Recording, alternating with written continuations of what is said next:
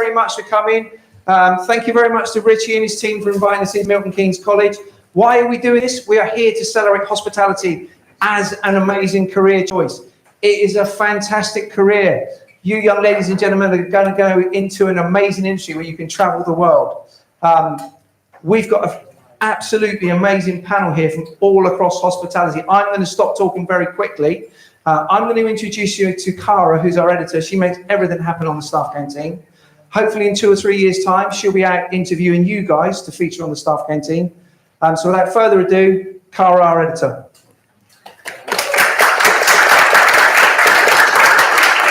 Round of applause, I haven't even started yet. So as I said, I'm Cara, the editor of the Staff Canteen. I spend most of my time chasing chefs like these guys around, trying to get interviews, getting them to read their emails, but today we've managed to get them on stage. So I'm going to just quickly introduce, and then we'll start asking some questions. So to start with, we've got Paul Welburn.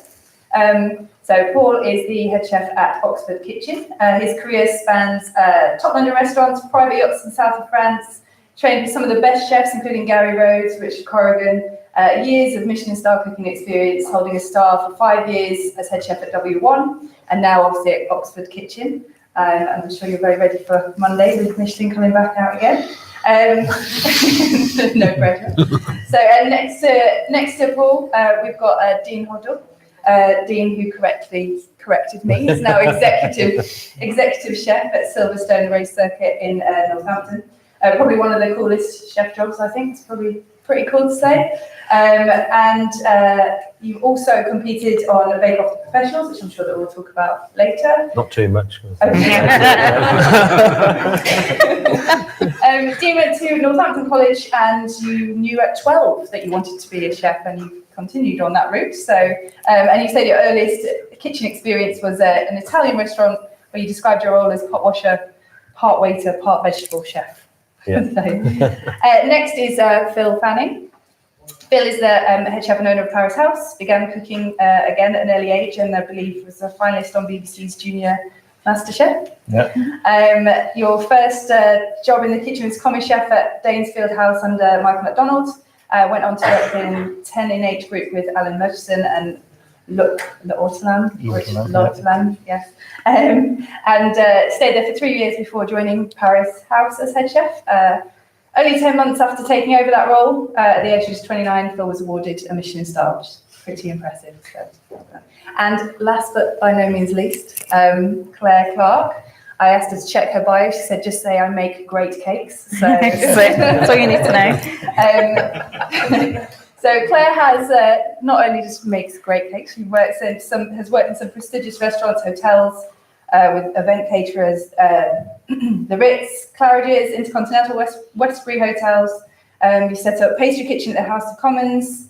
You became a senior pastry lecturer at Le Cordon Bleu Culinary Institute. You've won medals. Sorry, it's long. I make good cakes. That's all you needed to say. You should have stopped there. You now consult for supermarkets, restaurants about their pastry range, and also a judge on Bake Off Creme de la Creme.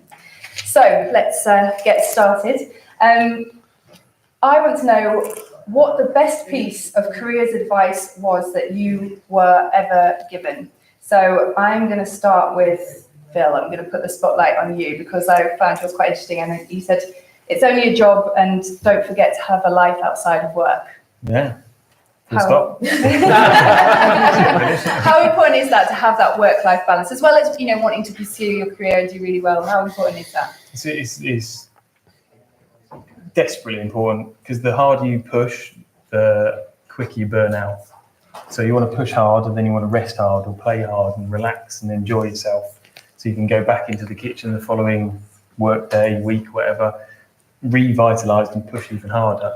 If you try and drag it out, and it's this kind of false economy, you end up slowing down and becoming more stressed, tired, exhausted, and you kind of run out of steam. So you work as hard as you can for a short period, and then you stop being a chef. You have a life. You go and see your mates. You go traveling. You do other stuff. You have a social life and interests outside of your career, so you can be better inside your career. I think that's the cornerstone. Yeah. And Paul, do you agree with that? Yeah, You've got to 100%. release Yeah, that side? 100%. I think we work so long and so hard, push ourselves to limits. We have to sacrifice something in this industry. Of course you do. You know, nothing in life comes easy. You have to push yourself. There'll be times in the start of your career you won't have a chance to sort of see your friends, go on holidays every week, every month, every year. But it's one of those things where, yeah, 100% you've got to push yourself. But what you put into your career, your life, everything is what you'll get back. Certainly, you need to have a balance. I think now it's getting even more important now for us, because I think when I became a chef years back, you didn't have a life. You worked, almost 6-7 days a week, 15, 16 hours a day. And I think now it's what Phil was saying there is, work hard, find a real nice balance of you're working hard, you're working in good places, you're getting a good experience, but have something away from work to completely switch off and focus on. Make sure you don't sacrifice everything in your life, because unfortunately you will burn out, and then you'll find that one day you'll turn around and go, oh, everything I've had, the experiences, chance have all gone. So yeah, travel, any experience that comes along, take it, absorb everything and push yourself. But at the same time, work hard, play hard, enjoy your life, enjoy your career. There's no point doing something if you don't enjoy it. Amen. And Dean, you said just never stop learning. Yes, yeah, you never stop learning in it. And I think once you get comfortable in the career, if you get comfortable in your environment and what you're doing, you don't push yourself as much to learn, to develop. And again, it's the same kind of thing as what Paul was saying, it's having that downtime. But then when you're in that environment to work and to learn, keep on learning, keep trying to move yourself forward. You're never going to stop learning, and you never want to be in that position where you think you need to stop learning as well. Yeah, absolutely. And Claire, what's the best advice you've ever been given? I think don't give up. I think as a female, you're always a little, I don't know if every female is, but I was certainly more timid and a little bit more shy, especially when I was younger. And there were many times when I wanted to give up. It was just too much, very sort of male-dominated kitchens at the time. Mm-hmm. Maybe not so much now, but they were back in the day. And plenty of times I wanted to just walk out. And the best advice was stick with it. Yeah. Stick with it. And how do you, as a female chef, how do you stick with it? I think really by the support of your colleagues and your team. I think that's the thing that's really important about kitchens is it's not about one person, it's about the team. You are part of a team and you have the support and the people to fall back on, people to shoulders to go cry on at the end of the day. And it doesn't necessarily have to be your friends in the kitchen. It can be someone back a house, but just you as you're only as good as your team, aren't you? You're only as good as your team, but those people are there for you. Yeah. I say many a time when I wanted to give up, there was always someone, maybe someone from the kitchen, maybe the night porter, anybody. But they were there for you, saying, "Come on, tomorrow's another day. Yeah. Let's wipe those tears away and get back in that kitchen, and everything will be all right." And it was. Yeah. Brilliant. Okay, and so that is the advice that you have had. But what advice would you give to these guys starting out now? They're just, at the very beginning. What would you say to them? Paul, we'll go with you. I think focus. I think there's a lot of. You can go to college, you can learn, you can be taught. I think you can be taught to cook, but you can't be taught the attitude. You want to do it. It's something that's important to you. So many chefs, whether it's in the industry, whether it's in colleges, lecturers, teaching you to do something is the easy part. The recipes, techniques, it's easy. Once you memorize it and repeat it. But I think, unfortunately, the attitude is a problem, because I think some people feel that maybe being a chef is easy, or you can become a TV chef overnight. And unfortunately, that's not the case. And I think, if you focus, push yourself, have it as your priority. I'm going to be a chef. I'm going to be a waiter. I'm going to be a sommelier, whatever it is. If you push yourself, learn everything, and don't take it for granted, don't give up. But really sort of realize that, we're lucky what we do as chefs. I mean, it's hard work, but we're lucky because we're using some of the most fantastic ingredients in the world. We're not, we're pushing ourselves to produce, create. I mean, creating is one of the most amazing things in being a chef, I think. Probably the best part. It's the best part. It's, you know, you're taking something, a raw ingredient, and then within a few hours, you're creating something special for someone to come in and enjoy. I mean, I think there's not many industries that happens that quick. No. Of taking something from the raw state that's been produced, you know, it's been produced, been grown. It's where else do you get that? And I think, you know, if you really push yourself and focus, that's the most important thing. And push yourself. The mind is the same as learning, but I think really push yourself. That this industry can take you anywhere you want to go if you have the same dedication to it and the right discipline. Phil, I thought it was really interesting that you said choose your mentors wisely and be Yeah. loyal.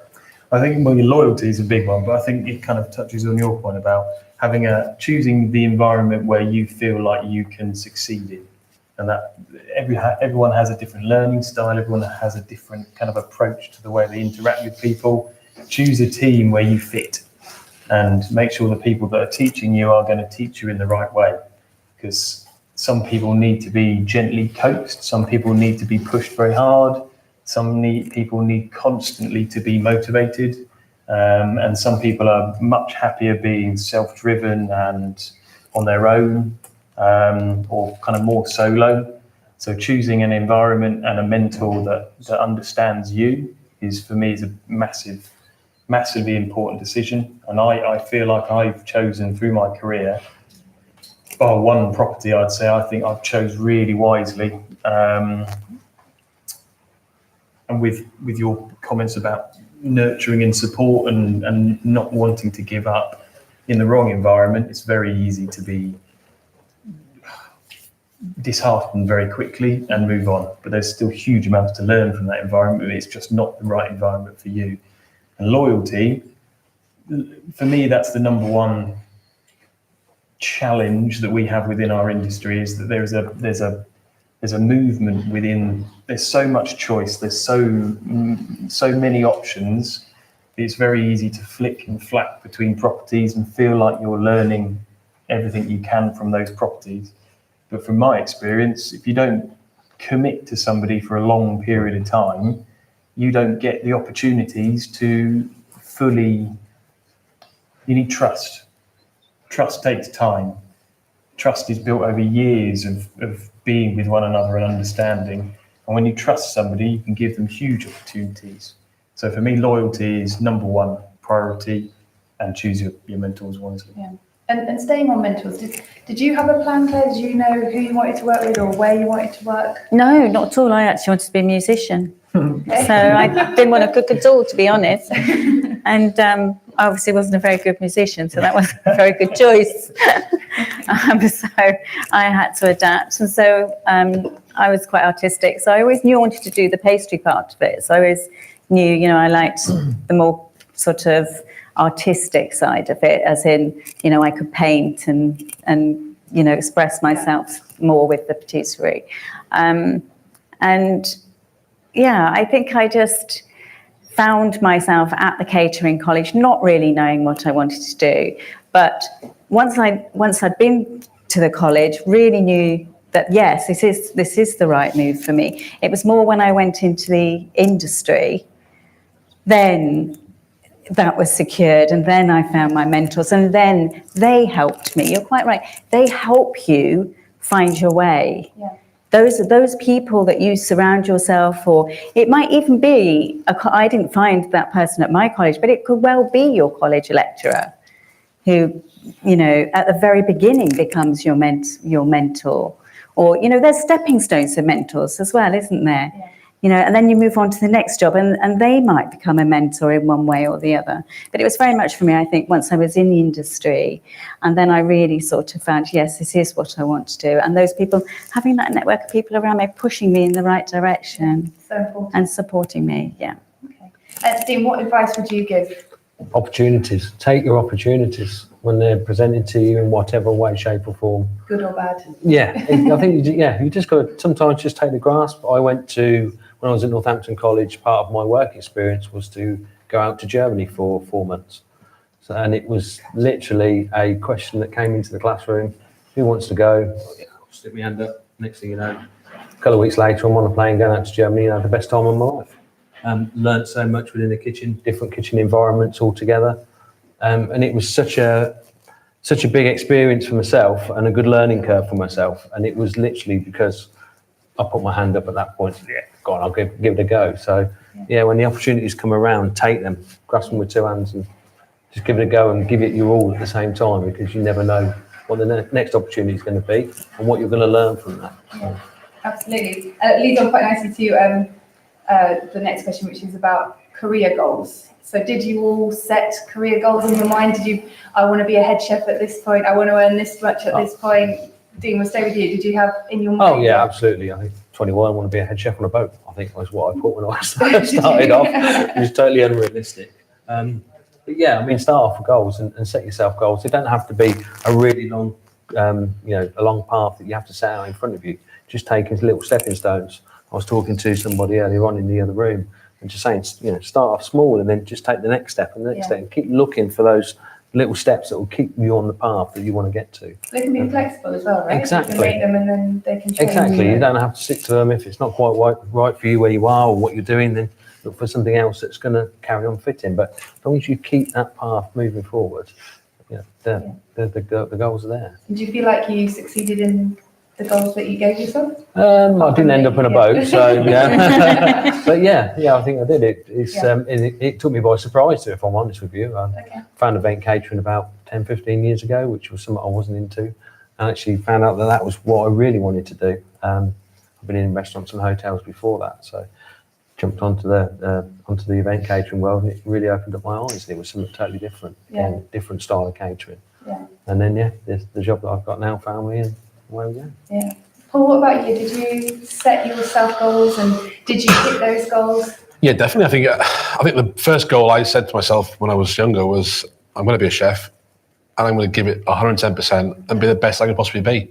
Like that could have been to, realize it wasn't for me, but to give yourself 110% at something, to push yourself always, because, you do get frustrated, you become impatient, you want to have time off, you want to get paid more, you want to work less, see more, do more. But the trouble is, if you rush your industry or you rush your training, I believe if you rush everything, your career becomes very short or shortens, because you realize there's so much gulf in what you don't know, what you haven't learned, and what you haven't experienced. And then you ought to look back and think, I wish I'd learned more here or done more there, or not jump ship. It was about loyalty, staying somewhere, not just going somewhere, trying to learn a new technique or learn something quickly and then jump ship to somewhere else because they've got better hours. You get weekends off down there, you get paid more down there.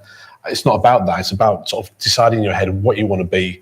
Maybe you might not know long term, like, when you go to school, you don't know what you want to be 100% in the future, but have a clear ambition. Maybe not dates or years and when you want to achieve it by, but just have an ambition to push yourself and make sure that you can take every single bit of information, whether it's college, your first job, your different roles you do, just take everything and really push yourself. That's what I did. I just said to myself, I'm not bothered if it takes me 10 years. I want to try and get to the best I possibly can be, and I won't give up. It's hard. You do have a point that you said before, how you can, you break down after service, or you realize one day, do you know what, this isn't for me. But you've pushed yourself that much so far, why give up? Do you find that a lot of chefs in your kitchen now are staying longer? Definitely. The lifespan is? Definitely. I think the industry had to change anyway, in a way of giving people more time off, a work-life balance. We said it before, a couple of times already, a work-life balance. You have to, because the days of pushing people to the limits and making them almost break and burning them out too early is a reverse, because you end up losing the future talent just by pushing them to the edge. And I think now we at the restaurant now we've made sure we've got an extra member of staff in to make sure then we can give an extra day off. And we work 4-day weeks. Nice. You don't find that many one-star restaurants doing 4-day weeks. And I think there's been quite a lot of big name chefs who have done that, taken a hit in their business, because they realized the longevity of staff, the not burning them out, making sure that people going through your kitchens will then turn around in the future and go, do you know what, it's actually a really good industry, because you can learn so much, you can travel so much, you can do so much. Eventually you'll progress, you'll get you'll get paid more. You'll have the chance of running your own kitchens, running your own businesses. That's what the end goal's got to be somewhere along the way. And I think if things have to change, and they are changing. I wish it was like it is now. When I was a young lad, I'll tell you right now, it'd be a lot easier. And as it is on Monday, the new Michelin Guide is out. So let's just quickly talk about accolades. Was that part of your plan? Did you always want to have a star? Does every chef want to have a star?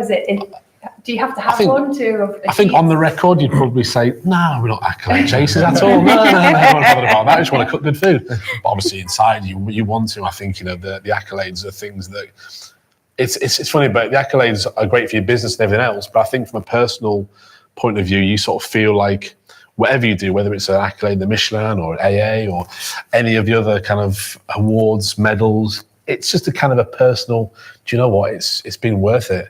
But it's pushing yourself before that to get to that level. I always would have loved to have won a Michelin star when I was younger. I was like, look at these chefs, they're amazing, winning all these stars, these big high profile celebrity chefs. I think the celebrity thing's become one side now. It's more about the chefs in kitchens who are really pushing themselves and their teams and being dynamic and evolving their restaurants and their food and training and bringing the next wave of chefs through that are getting recognised more than it just being, I'm a celebrity chef, we've got 10 books out. It's more about the chefs, what they do before, what they care about, and how they bring the next wave through. Bill, would you agree? Obviously, you have a star. Had a star. Had a star. Sorry. Had a star. How does that? Was that in the plan? Was that something? I didn't know about Michelin until I was probably 20, 22, something like that. It wasn't on my radar. I was. I don't know why. It just wasn't something I truly kind of comprehended. So I think it's still, you still want to win stuff. I entered that Junior Master Chef, and it's kind of ticking off that bit. You're that good. You've achieved a certain standard. That's personal goals you've ticked off. I think chasing accolades is a dangerous game, but I think they're important. Yeah. They're important for your business. They're important for you. They're important for the credit of the brand. Yeah. But no, it's a dangerous game. Yeah. And then you mentioned the MasterChef. You've all done a bit of TV. Let's just quickly talk about that, because I'm sure that is something that some of these guys would like to do. We'll start with you, Claire. Is it enjoyable? Do you like it? Why did you want to be on TV? I didn't want to be on TV. I'm probably the person who least wants to be on TV. I like to be in the kitchen, hiding away, making cake. I think in this instance, it was the first time there was anything really about patisserie that was professional. So it was nice to be chosen, I suppose, more than, myself volunteering, but more to be chosen to represent your industry, to be to be part of that, to be a face. That people might recognise with professional skills. Mm-hmm. Yeah. It's you feel more for the contestants, I have to say. I was just a judge, so it's nice for me. I can sit on my little chair and go, you could do better. Yeah. Well, yes, it is, and it's true, and it really is the contestants who have all the pressure, and they're up early. I mean, you don't get anything without putting anything in. This is it, they're at 4:00 in the morning, they've had to transport their stuff halfway around the country. And then I think the first day we filmed, it was like 22 hours of filming in one day.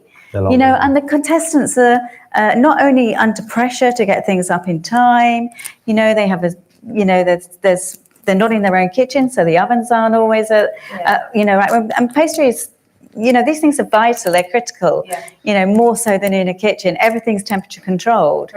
Very precise, very methodical. So, they're all out of comfort, and you've got 22 hours film, and then you've got to have a couple of hours sleep, and then they have to come back in again. And do it all over again. And it might be 2 or 3 days. Somewhere there's competition. And then there's 3 of us going around saying, well, I think that's a bit wonky.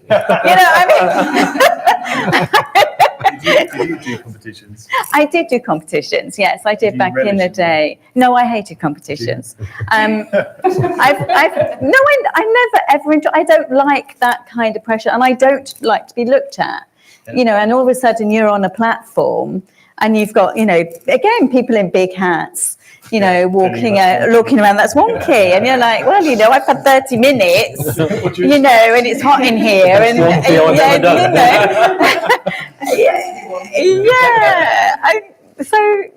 the biggest thing for me was the MOGB, or as it's now the MCA. And, it's one of the sort of highest things that you can get in the industry. It really means that you're at the top of your craft. It can go to builders or to bricklayers as well as chefs. It's for anybody who has a craft.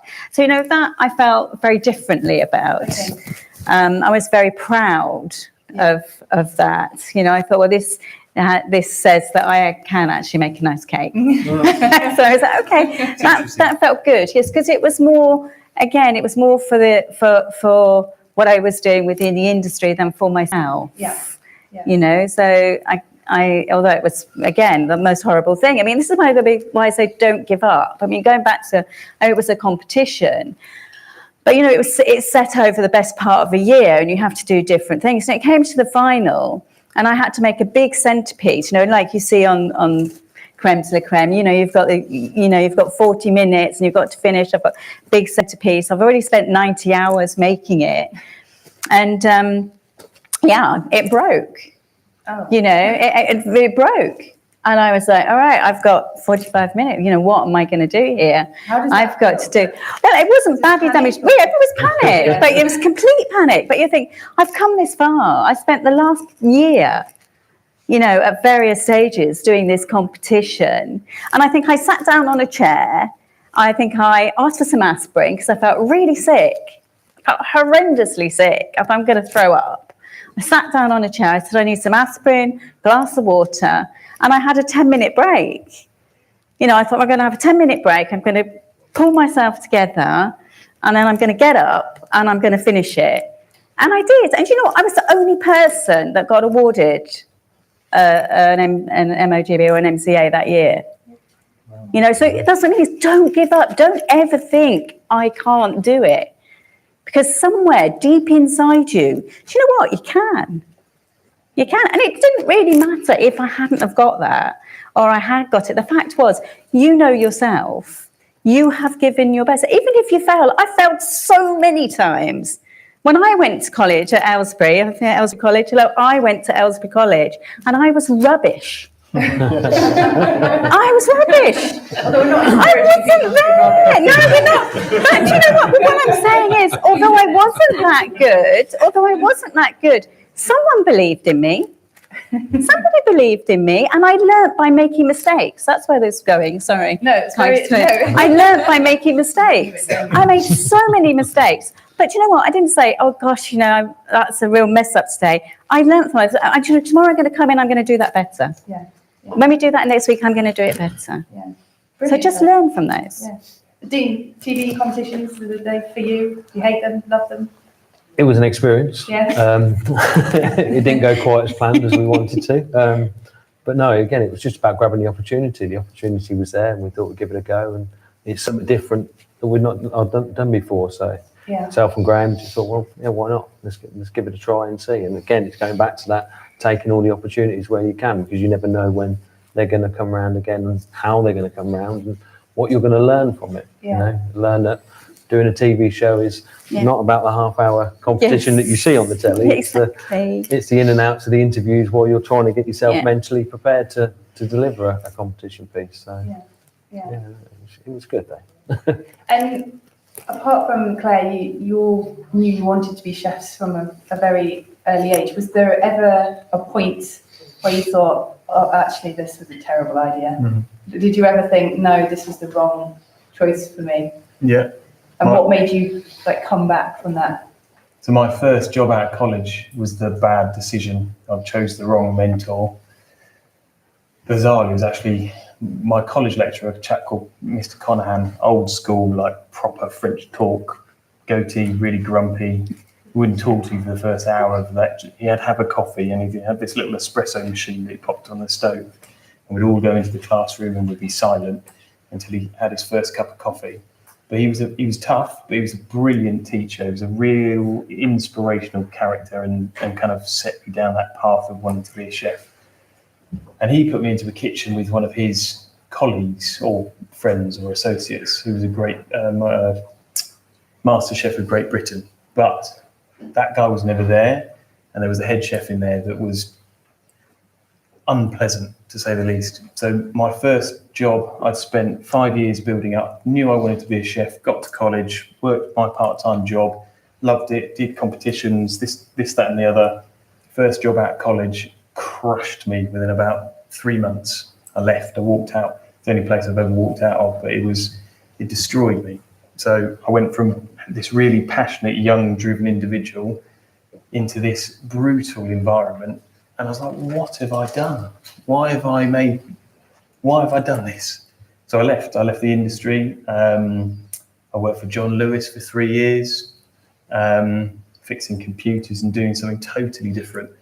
And towards the end of that 3-year period, this kind of nagging feeling that I needed to get back into the kitchen.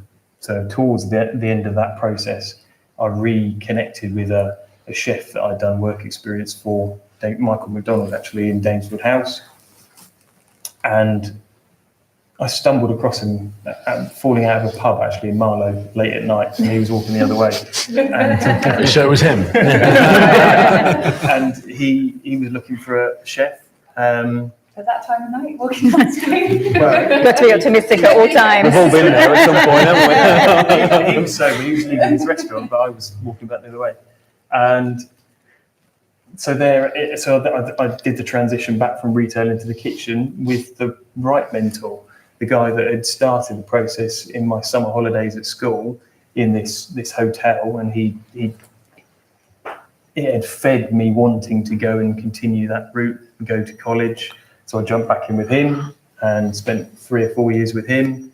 So yeah, Got your passion back. got my passion back, but with the right mentor. Yeah.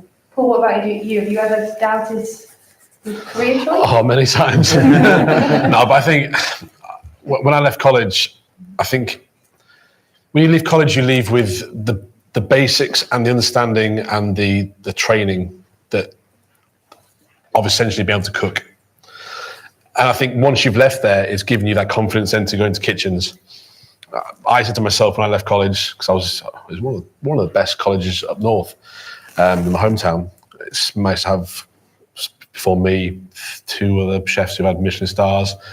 James Martin was an ex-chef from there. So obviously he's gone to amazing things on TV and food. So I left there and I decided I can go one or two ways. I can either go simple and working somewhere that's quite comfortable and maybe a comfort environment, a bit like what I've been doing at college, where I've been learning every day.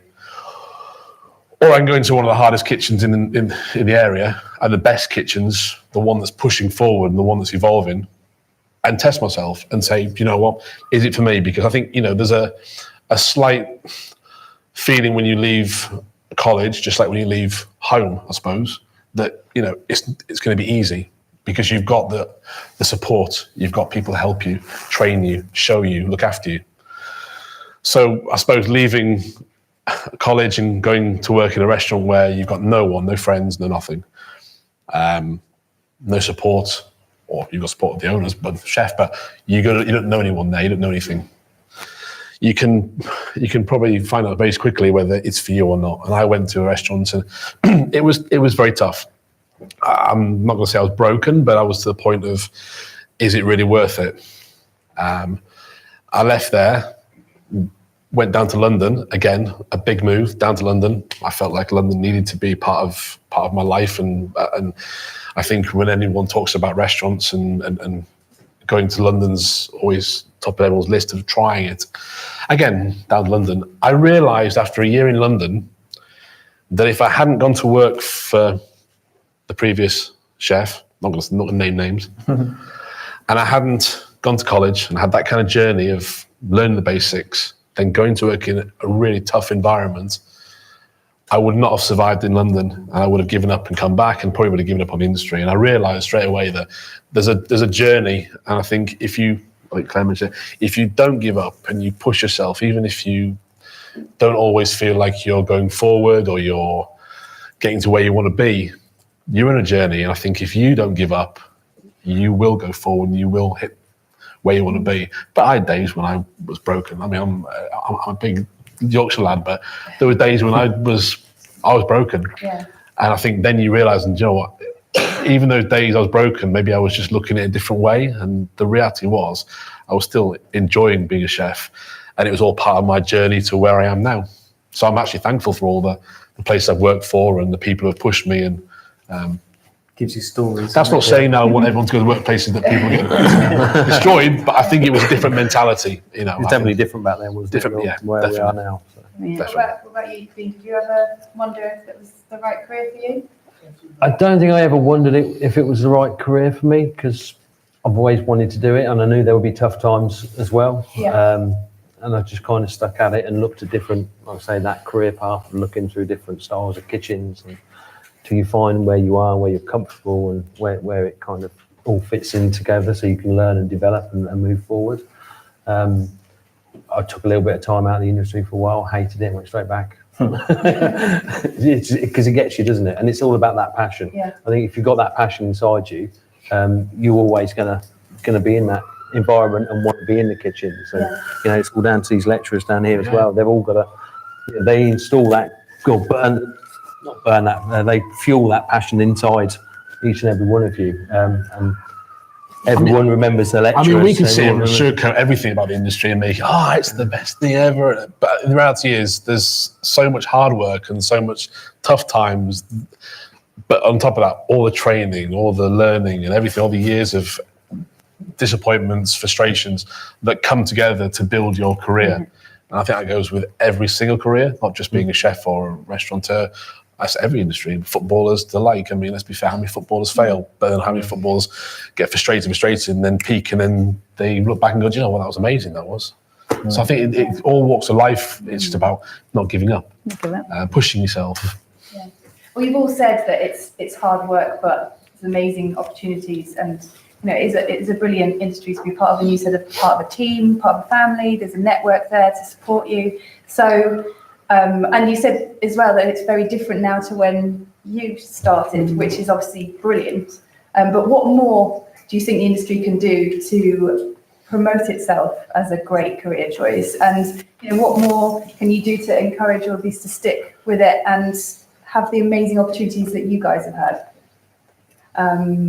Claire? I'll put you on the spot. What more can our industry do? I think they do a lot. You know, I really think they do a lot. Yes.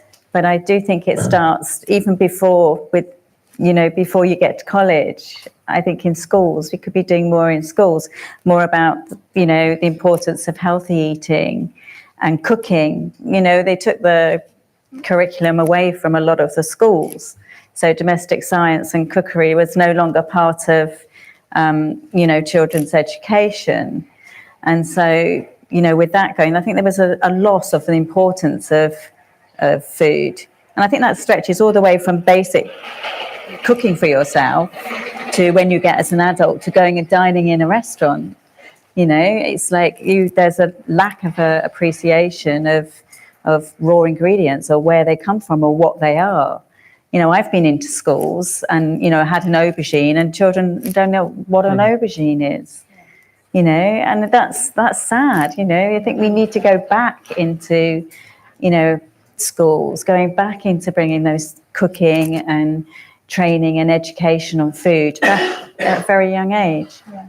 Phil, what about you? What more can the industry do? You know, what can these guys expect from the industry? For me, I think that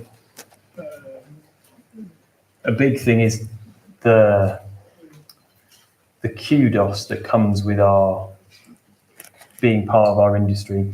You've mentioned it, and it's really interesting. You've got awarded for being an exceptional craftsman, and for me, there's a kind of a disparity between what we do as craftspeople and what people think of us within our industry. And I think you think of fine cabinet makers or engineers or scientists, or maybe it's slightly different, but those people that use their incredibly finely tuned craft to produce an incredibly finely tuned product, a perfect souffle and a perfect watch. There's hundreds of little moving parts in one, and there's lots and lots of skill in the other. That's a bad example, but you know what I mean? There's lots of craft to be taken out of this industry. And I think trying to get you guys to understand that there is so much to learn, like huge amounts of incredibly rewarding, powerful, valuable to you, profitable to you, or can generate you a really good living if you learn your craft. And it comes back to my original point of the whole mentoring bit, is that you choose those properties where you learn a craft, that craft will stay with you for the rest of your life. So what can the industry do? Or how that's achieved, I don't know. It's a difficult one. I think there's lots of properties out there, especially the chain restaurants, and I don't want to be too nasty about it, have created a model where the craft is being removed from those environments. Somebody's using craft to produce that product, but it's not chefs within those restaurants. And for me, you're not, choose those places that teach you the God-given craft. And you mentioned that event catering wasn't on the, you not thought that was maybe what the route you wanted to go down. So is that something that the industry is maybe not good at promoting, how many different routes there are as a chef? Yes, exactly. Everyone just sees, oh, you're a chef, and they just expect you to be a Michelin star restaurant and stuff like that. But there's so much more around. You know, at Silverstone, we do so much in the way of different varieties of catering. Whether it's a coffee shop, you know, it's our pit stop diner, all the way through to high-end fine dining. So there's a lot of variety in there, and there's little niches that people can fit into. Yeah. So yeah, again, it's about expanding within the industry, letting people know just what the niches are and how they can get into it. And we need to, I think as an industry, we need to realise we need to invest more. We need to invest more into the people that we're bringing through, because the more that we can offer it, it's not as it used to be as, oh, I'm an employer, you're an employee. It's more of a partnership. It's getting that way where you need to invest more into the employee, and the employee needs to invest that back into you. So for an example, I had a chef that went on a chocolate course. We invested in putting him onto the chocolate course. He came back and he's a totally different person. And that's enriched what we've been doing at Silverstone. So you can see the transition coming through. Yeah, yeah. What about you? Or what more can the industry do? I think things like this, to be honest with you, I think, you know, having this kind of connection, sort of talking from our experiences, just because I think the industry can become glamorized, or in one part with the TV, the sort of celebrity status, which I think there's been a lot of hard work that's got to that stage for celebrity chefs. And it's not just, you know, they've just working it one day and then they've been given a TV show and off they go. They've worked very hard for it. But I think there's also a stigma attached to the industry, which is, you know, it's way too many hours. It's not enough, you know, money to survive. It's horrible conditions. It's, you know, you don't see the daylight. You're literally burning yourself out. And I think there's a lot more awareness about that. There's amazing opportunities, whether it's in restaurants, in different sectors, traveling. Restaurants will never disappear. Everyone wants to eat. Everyone needs to eat. Everyone wants to have better food. So restaurants will always be there. The industry will always be there. It's just about making sure that we don't glamorize it so it's a shock to everyone's system when they get into in the industry and go, oh, wow, well, I can't spend 6 months in a restaurant and then I get a TV show and then have, you know, my life, you know, paid for, big salary. And the other side of it is, you know, people go into it and then they realize, oh, I've got to spend, you know, 20 years and I'm not going to be able to survive and it's going to be this. And I think there's more understanding about the similar opportunities if, you know, that the industry is fantastic, amazing, and that it's not so incredibly easy to become successful and impossible to become, you know. Yeah. I mean, I could carry on talking to you, but I do have to stop. So some brilliant pieces of advice there. I'm sure that everyone will agree, and I hope that all of you take something from this. But we're going to pass over and you can ask some questions now. So I'll pass back to Mark. Is there anyone who has a question?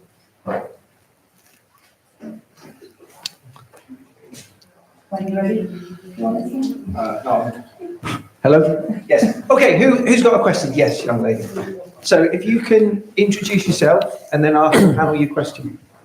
Hi, my name's Mariam. My question is, what kind of work do you do in your kitchens to support sustainability?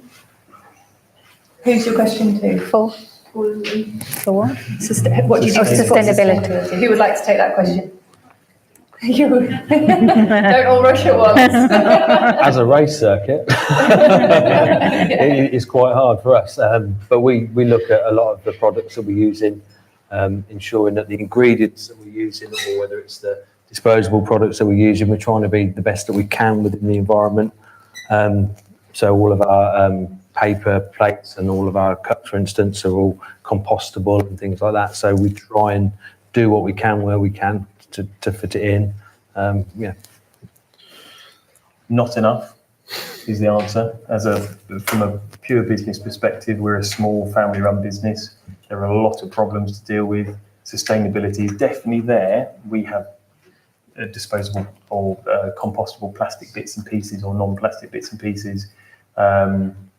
Wastage and recycling is a big thing for us. So we recycle everything we possibly can. We have a garden, kitchen garden, so a vast majority of our trimmings and peelings and stuff like that goes onto our compost heap.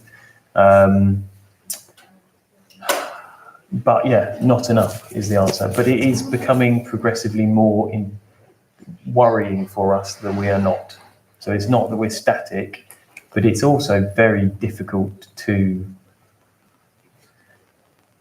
truly overnight change the way that we operate in that way. A prime example, vacuum pack bags. How many vacuum pack bags do you think you use a year? No. There is no alternative that we know of. That's not entirely true. You can get biodegradable vacuum pack bags, but they're about 30 times the price. So we cannot justify using biodegradable bags. So we would love to, but we can't. We could, but it wouldn't be viable. So we'd have to change everything that we do to remove that vacuum pack element. Cling film. How many millions rolls of cling film do you use in your career? And again, there is no viable alternative at the moment that doesn't require a huge amount of work. So when viable things appear, we gobble them up. In fact, my friend Pete was talking about, there's a pasta straw that he's trying to put into place. It's basically edible, but it's a pasta straw rather than a paper straw, because paper straws are rubbish, to be perfectly honest. And if you want to drink something through a paper straw, you accept the fact that it's going to go soggy halfway through your drink. So a pasta straw is a reasonable solution, but again, astronomically expensive at the moment. So we're just we're aware, but not enough. Okay, great question, very topical. They're fetching about 140 quid on eBay. Okay, any other questions? Yes. Matt. And they've got to get Again, them out if you of the can introduce yourself to the panel and then ask which one you want to ask. My name's Freya, and I was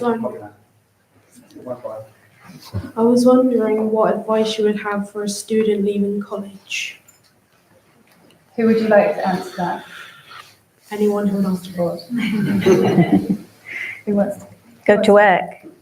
Pardon? A student leaving college, try to find employment as soon as possible, would be my advice. I think the longer you're out of employment, the harder it is to find a job. So, listen to your careers advisors within the college, and perhaps, that I'm sure they're all here to try and help you find a job before you actually do leave college. And it's okay to take a job that you might not, I started off in a kitchen. I wanted to be a pastry chef, and I actually did 1.5 years in the kitchen because I couldn't get a job in my field. So, it's sometimes better to be doing something in the profession, even if it's not the one thing that you want to do. It'll be a door into where you do want to go. My point would be something called we call it stage in our end of the industry, and it's probably called something else in other sectors, but go and work for free. Go and find a couple of properties that interest you, or a couple of places that interest you, and offer your services for free. Then you can see inside the kitchen, you can see the management, you can see the process. And if it's not for you, you're not tied in, you're not unwinding an employment process. And you can dib and dab and see what really takes your fancy, And then when you've got that, you find, I will want to be in that team, then wait. Then make sure that you get that job, knock on the door repeatedly until they've got an opportunity and then take it. Thank you. Okay, there was another couple of questions down here. So same routine, if you just introduce yourself to the panel and then ask them the question. My name's Charlie. What inspires you about the industry? What inspired you? I think creativity was one thing. I think I just love being creative. I think there's not many industries where you can be really hands-on and creative very quickly. And I think when I was coming through as a chef, I think there was a lot more focus on the sort of the French influence, where in France, if you're a chef, if you are a front of house or a waiter or sommelier, you are regarded as very, very, very high level skill. And I think we said before, I think now it needs to be pushed that same way, that people come in doing the right training and the right learning and the right career path.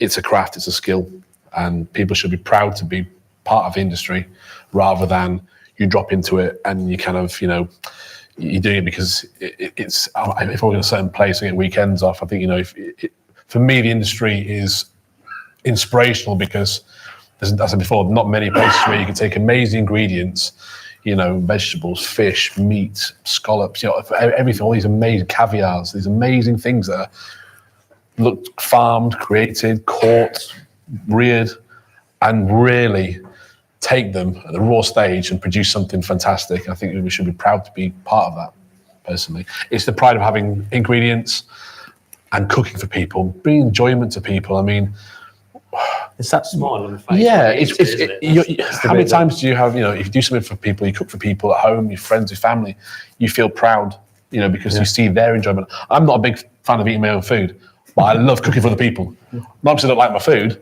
just because I enjoy seeing other people enjoying. I'll sit there and I'll be like, okay, I'm bothered about the food. I want to see how they're smiling. Are they happy? So I think it's more the enjoyment of seeing other people's reactions and bringing enjoyment. Food's such an amazing thing. How many times do you look at a table and food and wine or drink and socializing is the most important part of it, whether it's dates, whether it's a celebration, it's always around a table. So why is it such looked on as something that's not to be proud of being in the industry? That's my view on it. Anybody else? What inspired you? Inspired or inspires? Inspires. Inspires continues. For me, it's the nurturing of talent. So when you see somebody going from A to B, I take huge pride in seeing people grow, and that inspires me to continue, I suppose, is probably the answer. That's a big thing, isn't it? I took some of these, they were with us at the Grand Prix. I made him or her. And to see them from going from the very beginning all the way to the end of the Grand Prix and delivering what they delivered. Yeah. And that inspires you to think, oh, that was really good. And hopefully that then inspires others. So I have an inspiration story. So I was 21, I think, something like that. And I went to the Ritz Hotel. And Andrea, who now runs the Claire Clark Academy here, was my pastry chef. She was my head pastry chef. So, that spans some 30 years, Andrea? Okay. Who's counting the extra 5? But, for me, it's, it is about you're quite right, it's about that next generation. It's about being inspired by those that you have trained. Andrea taught me, she taught me what I know, and now she's teaching everybody else under my name. I mean, how inspirational can that possibly be? And the students that come out of there and come to work for us, I'm totally, amazed at them. It's just awesome. I'm totally inspired by all those people. Some pretty amazing cakes coming out of this conference. Yeah, some good cake. They're worth 135 quid, that's a couple more. Okay, time for one more question. Yeah, go on then. Oh, no, you don't get the mug yet, do you? So again, if you can just introduce yourself and then ask the panel your question.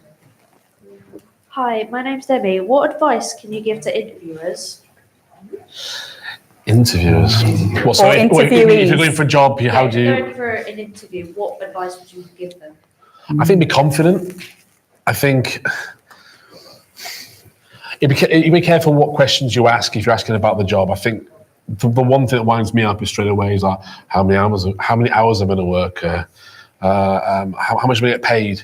I think a lot of it should be you telling the interviewer what you want to get out of it, where you see yourself, and why you want to be a chef or front of house, or I'm saying chef all the time, which is going to be a bit stuck to our industry, but yeah, what you want to do and why you want to do it, and almost make them feel like there's someone here who is worth taking under their wing and pushing forward, rather than just like, oh, I'm just going for a job. And yeah, I mean, I like weekends, I like going out with my friends on weekends, and do I have that every Friday night? Do you know what I mean? I feel like there needs to be some kind of showing someone, because I know when I interview people and they come in, I can tell within about 2 minutes straight away if that person really wants to be in the industry, really wants to come work for us, or whether it's just, oh, well, you kind of, I've heard you're paying well in the area, and I think it's just try and show them why you want to be there and what you can bring to the place and why you want to be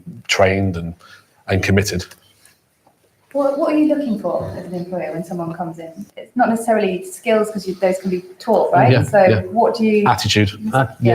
Attitude, willingness to learn, selling themselves to you. I mean, that's the biggest. Do they turn up on time? Have they checked your website? Have they read up on you? Have they read the menu? Have they, just little things, little details where I think some people miss it. They'll turn up and they'll be late.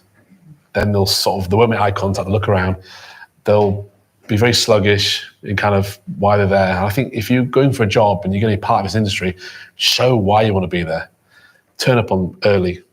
Have some information. Oh, yeah, I've read the menu, got that, yeah. I like this, or I've seen the price of the menu, or I've seen its award, or I've seen try and make them realise, oh, hang on, these people want to be here. They want a job.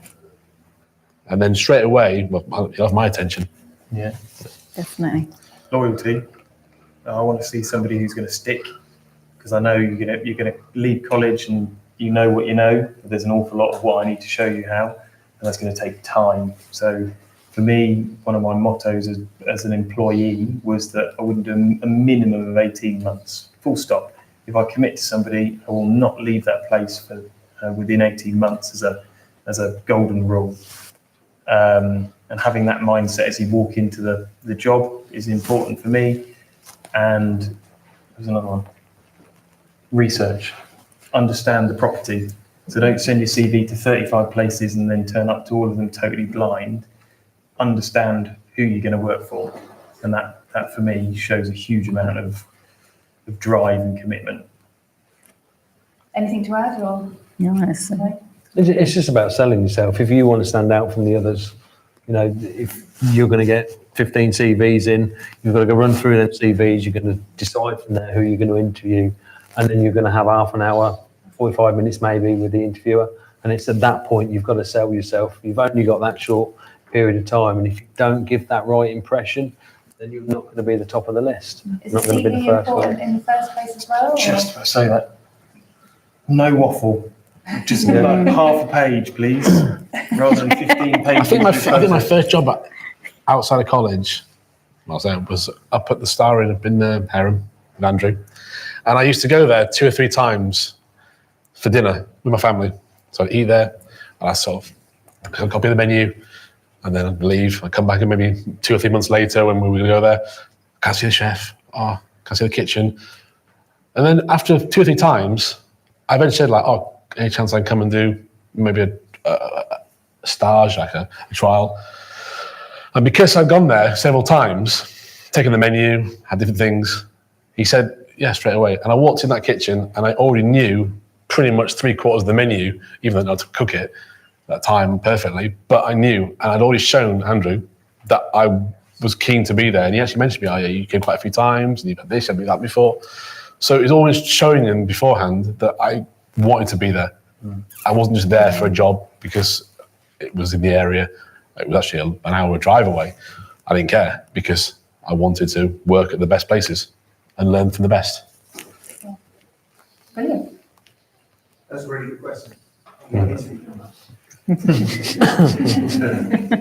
Okay. So I'm just going to wrap this up. So hopefully you've all learned a few things from today. Just a few things I've picked up. Claire, never give up. Okay. Phil, Paul, both had operations that didn't work for them. They made a change. They went and found good employers, people that made them a success.